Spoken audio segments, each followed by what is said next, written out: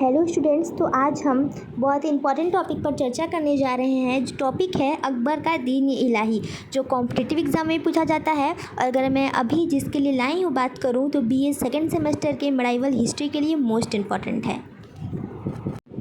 तो चलिए देखते हैं कि अगर ये क्वेश्चन आपके एग्ज़ाम में आ जाएगा तो आप किस तरह से इसे लिखें कि आपको पूरे के पूरे नंबर मिले। चलिए स्टार्ट करते हैं। अकबर का दीन इलाही। अकबर का दीन इलाही, जिसे तौहीद इलाही भी कहा जाता था, कोई नया धर्म नहीं बल्कि विभिन्न धर्मों के सार्वभौमिक सिद्धांतों और नैतिकता का एक समन्वयवादी दर्शन था।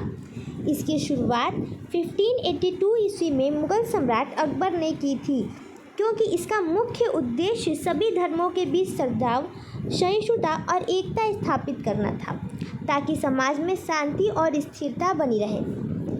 दीन इलाही की पृष्ठभूमि। तो दीन इलाही, अकबर धार्मिक रूप से बहुत जिज्ञासु था। उसने फतेहपुर सीकरी में इबादत खाना अर्थात पूजा घर का निर्माण करवाया था, जहां वह विभिन्न धर्मों के विद्वान जैसे हिंदू, मुसलमान, ईसाई, जैन और पारसी धर्म गुरुओं के साथ धार्मिक बहसों और चर्चाओं में भाग लेता था। इन चर्चाओं से अकबर इस निष्कर्ष पर पहुंचा कि सभी धर्मों का मूल सार एक ही है और ईश्वर एक ही है। उसने महसूस किया कि धार्मिक कट्टरता और मतभेद साम्राज्य में अस्थिरता पैदा कर रहे हैं, इसलिए उसने एक ऐसे मार्ग की कल्पना की जो सभी को एक सूत्र में बांध सके। तो अकबर का दीन इलाही, देखिए इसकी शुरुआत अकबर को क्यों करनी पड़ी। तो अकबर का आप ये भी लिख सकते हैं कि दीन इलाही अकबर द्वारा स्थापित एक धर्म था, ठीक है। तो यह यहाँ बताया जा रहा है कि यह धर्म तो था ही, पर यह केवल धर्म न होकर विभिन्न धर्मों के सार्वभौमिक सिद्धांतों और नैतिकता का एक समन्वयवादी दर्शन भी था। इसकी शुरुआत अकबर ने 1582 में की थी। कब की थी? 1582 में की थी। तो इसका उद्देश्य मुख्य रूप से सभी धर्मों के बीच सद्भाव और सहिष्णुता और एकता स्थापित करना था।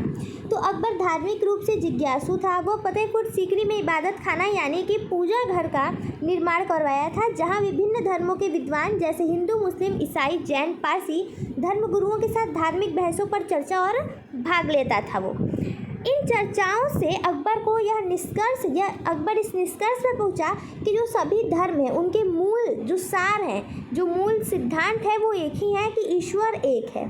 तो सभी धर्म का मूल सिद्धांत एक ही था। जब अकबर को यह एहसास हुआ कि सभी जो धर्म है उनका एक ही सिद्धांत है कि ईश्वर एक है, तो उसने ये महसूस किया कि धार्मिक कट्टरता और मतभेद के कारण साम्राज्य में अस्थिरता पैदा हो रही है। इसलिए उसने एक ऐसे मार्ग की कल्पना की जो सभी को एक सूत्र में बांधे, और यही कारण था कि उसने दीन इलाही की स्थापना की। चलिए अब देख लेते हैं कि दीन इलाही के प्रमुख सिद्धांत और उनकी विशेषता। तो दीन इलाही के मुख्य सिद्धांत और विशेषता में, तो दीन इलाही मुख्य विशेषता क्या थी। तो देखिए, दीन इलाही एक आचार संहिता के समान था जिसमें नैतिकता और सदाचार पर जोर दिया गया। इसकी मुख्य विशेषताएं और सिद्धांत इस प्रकार हैं। एकेश्वरवाद। तो अब क्या पहला, इसमें कुछ सिद्धांत थे जो हम लाइन से पढ़ेंगे। तो पहला है एकेश्वरवाद, पहले हम और दूसरा है सभी धर्मों का समावेश, तीसरा है सहिष्णुता और सद्भाव। तो एकेश्वरवाद, यह एक ईश्वर में विश्वास पर आधारित था, जिसका अर्थ है कि ईश्वर एक ही है और सभी धर्मों का लक्ष्य उसी एक सत्ता पर पहुंचना है। दूसरा है सभी धर्मों का समावेश, इनमें हिंदू धर्म, इस्लाम, पारसी धर्म, जैन धर्म और ईसाई धर्म जैसे प्रमुख धर्मों के अच्छे सार्वभौमिक तत्वों को शामिल किया गया था। तीसरा है इसके सबसे महत्वपूर्ण सिद्धांत विभिन्न धार्मिक समुदायों के बीच सहिष्णुता, शांति और सद्भाव को बढ़ावा देना था। और आगे के सिद्धांत हैं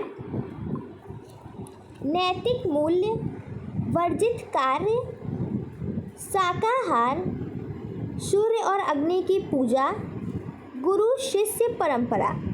तो इसमें दया, विचारशीलता, संयम, ईमानदारी, शुद्धता जैसे नैतिक गुणों पर जोर दिया गया। वर्जित कार्य, भोग, घमंड, निंदा करना या दोष लगाना वर्जित था और इन्हें पाप करना मना था।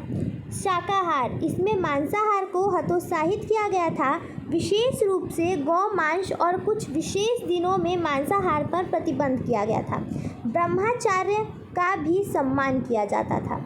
सूर्य और अग्नि की पूजा, इसमें सूर्य की उपासना और पारसियों की पवित्र अग्नि की पूजा को भी शामिल किया गया था, क्योंकि अकबर ने सूर्य को जीवन का प्रतीक और ईश्वर की शक्ति का प्रतिबिंब माना था। आगे है गुरु शिष्य परंपरा।